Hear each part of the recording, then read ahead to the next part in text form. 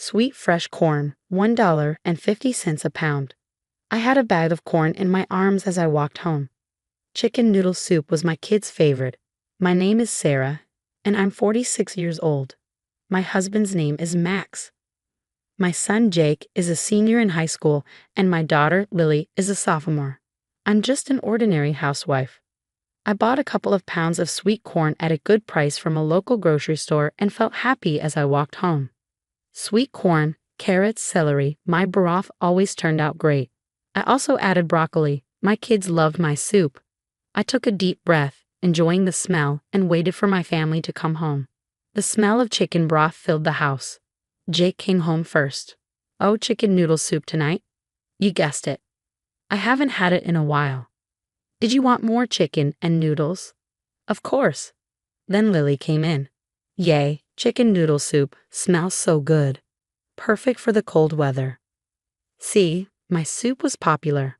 Max was taking longer than usual. We decided to eat without him. It was almost 11 p.m. when he finally came home. "Why so late? I thought today was no overtime day," I asked. "Well, we had some extra work to do," he said shortly. Maybe he had a rough day. Chicken noodle soup was the perfect comfort food to help with a bad mood. "I see. Well, eat and relax," I said. "Have some soup." But Max sighed. "I already ate out." "Really?" I was disappointed. "I got 2 pounds of sweet corn on sale today. I thought you'd be tasting the soup for round 2. That's just like you." "What?" I froze. I'd never heard him speak like that before. He sighed again, took off his tie, and went to the bathroom. I was left sitting at the table with a pot of soup. After that, his attitude toward me changed. He started coming home later and later, not returning until after midnight, and on weekends he was always gone. When I asked him where he was going, he'd say, "Nowhere special." If I pressed him, he'd just reply, "No point in telling you." One Sunday evening, when I was feeling down, Lily came home from her part-time job. As soon as she opened the door, she yelled out, "Mom, you won't believe what I saw." I didn't even get a chance to react before she continued. "I saw Dad with Anna at Starbucks today." She was shaking. "Anna?" I froze. She was my friend from college, and Lily knew her. Anna was younger, a little flashy, and not really my age. "No way. I think he's cheating." They were holding hands and didn't care if anyone saw. That Starbucks is right across from where I work. It's like they wanted me to find out. Oh my God, I fell to the floor.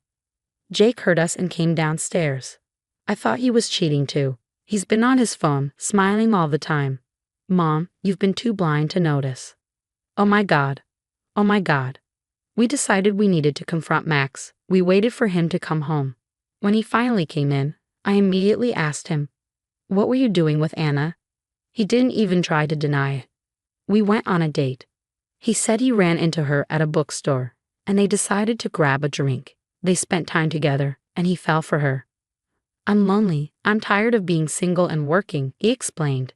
Anna flirted with him, and before he knew it, they were close. "I'm sorry, but I've been thinking about this for a while. You've changed. You've gained weight, and I don't see you as the woman I fell in love with anymore. I want to be in love all the time, and I want to feel wanted." I was shocked.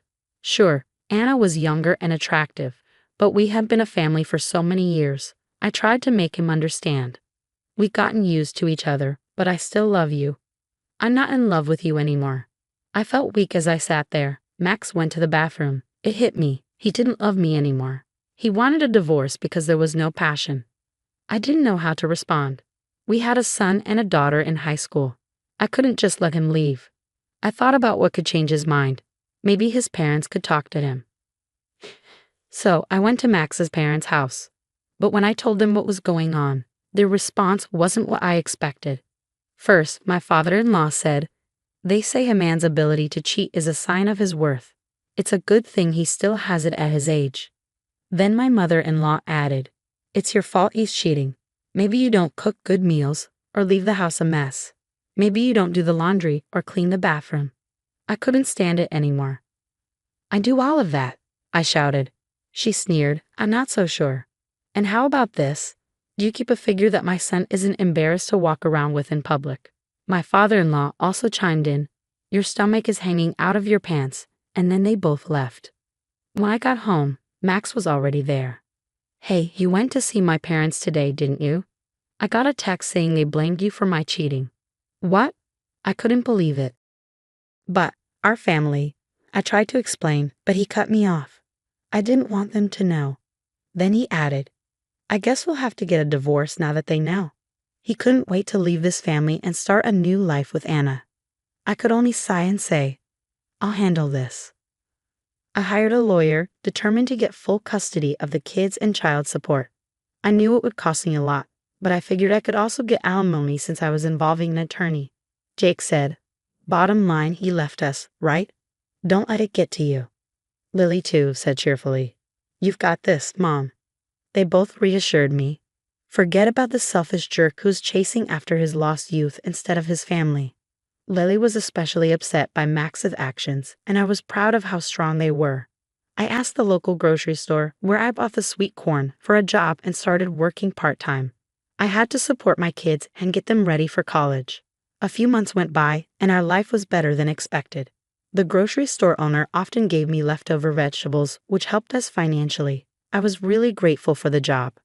Both Jake and Lily were almost adults now, so our lifestyle didn't change much. I felt relieved. I stayed busy with their schoolwork and my own job. Then one day, I got a call from Max. Hey, I want to come over. Can we talk? I didn't think there was anything to talk about, but my kids behind me said, it's okay, right? We've got things to say too. So we agreed to meet. Max came over on the weekend. I made some buffalo wings for the team and cinnamon rolls for Lily. I handed them to the kids, smiling. Thank you, I said, passing them to the kids, just like Max used to do. But then Max looked at me and said I didn't want my parents to know about all of this. What do you want? I asked, already feeling frustrated. He quickly replied, it's my fault. Please, let me come back. What? After everything, I was shocked. He had left on his own, and now he wanted to come back. What was going on? The kids and I stared at him, waiting for an explanation. He told us that living with Anna had opened his eyes to how different their financial values were. Anna was beautiful, always surrounded by champagne and city views. Max said, it's nice to be in love, and he divorced me for her.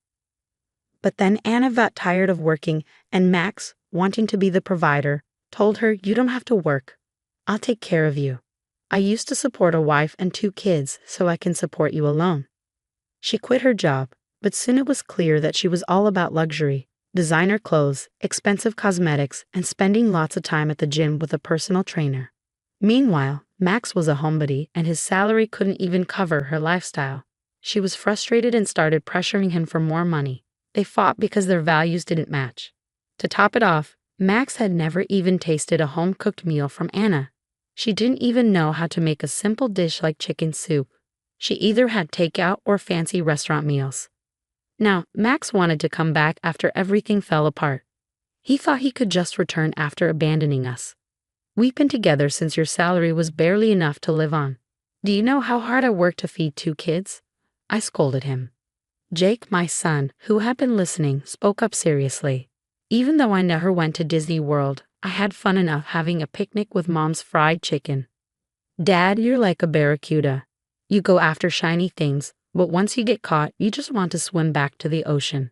You left us for someone else, and now you want to come back because it didn't work out. You think we'll just take you back. Enough with the nonsense, Jake said harshly. Yeah, I agree, said Lily. Max barely managed to say, I regret going for something new. Family is the most important thing. Family is important, but it's too late for that, I replied. What does a man who threw his family away so easily know about family? Jake said, glaring at Max. Max didn't seem to get it. He kept talking nonsense, saying he thought it would be better if my parents talked to us. So he went to them. At that moment, both Jake and Lily spit out their soda. Jake even choked on it. You went to tell my parents your shameful story. I was shocked. I can't even process this. You used to talk to my parents before we got married, so... Wait, this is totally different. I snapped, but then I let him keep talking. Your dad said it's a man's fault if he's irresponsible, Max said proudly. I have nothing to say to a man who left my precious daughter and 2 grandkids behind, I said coldly. Max didn't want to continue talking. Maybe our values were just too different now. I paused for a moment, thinking about what he said. Then my phone beeped. It was a text from my dad. Your ex-husband came over today. He creeps me out. Please don't let him come around again. I laughed and showed it to Max. Oh no, I said. Jake, sitting calmly, said, I love Grandpa. I don't want Grandpa to know about this, I said helplessly. I don't understand how such a pathetic man can be a father, Jake said, his voice full of frustration. I can't understand his thoughts or behavior. Mom, you have no choice but to cut ties with him. I don't want my parents to know, no choice but to divorce, I said. Jake looked at me with a mix of disbelief and frustration. What Max told me is that you came back to him like a boomerang. You left us because you changed your mind. You think we'd just take you back after everything. Lily added, you said you no longer loved Mom, but you also lost love for your family too. The form of love changes over the years, Lily continued, his voice steady. When I was little, I simply loved my mother. Now it's more like, thank you, Mom, for everything. What do you mean by, you want to be in love like 20 years ago and watch Back to the Future? Max stood there, unable to respond. Then Jake delivered the final blow. You know, I actually got into Columbia on a scholarship. Max's eyes widened. What? Jake shot him a cold look. Shut up. You're not even worth congratulating. If anyone asks about my family, I'll say I never had a father. I don't want a father who doesn't see the love of family, Jake said firmly. Lily nodded, adding, I won't even invite you to my wedding. I don't want to walk down the aisle with you. Go back to your shiny, money-spending lifestyle. Max tried to defend himself, his arguments becoming more incomprehensible. I couldn't take it anymore. Take your buffalo wings and cinnamon rolls and get out. We kicked him out, and I didn't look back. Afterward, Max fell into depression and quit his job. Now he works part-time as a janitor at a gym and sells counterfeit designer goods on the street. As for Anna, she returned to her old job after quitting the gym. Apparently, she had gained too much weight and couldn't fit into her expensive dresses anymore. A friend of mine who works as a dressmaker told me Anna had tried on tight dresses, asking for compliments. It was laughable. Life, as it turned out, wasn't so glamorous after all. I walked home with a bag of sweet, fresh corn from the grocer, feeling a sense of calm that had been absent for a long time. Chicken noodle soup tonight, I offered to the kids, the routine bringing a sense of warmth to our home. The owner of the grocery store had offered me a full-time position, teaching customers how to choose fresh produce. The work was well received by the customers and appreciated by the owner. It felt good to have found something that worked. Eventually, Max and Anna divorced. She cursed him, saying, You've got no money. How can you live like that? Max, who had never done any housework, was now struggling to live on his own. His apartment was said to be a mess. He continued texting me, asking, Please clean my place. Please cook for me. I want to see my kids. I ignored him, then completely blocked him out of my life. Today, though, was Jake's graduation day. He looked so grown up in his suit, walking out the door with a smile. Have a good day, I said, my voice breaking. As he turned to face me, he said, Mom, thank you for everything. Love you. The door closed behind him, and I couldn't hold back the tears any longer. I cried, but I also smiled through the pain. Congratulations, I whispered to myself.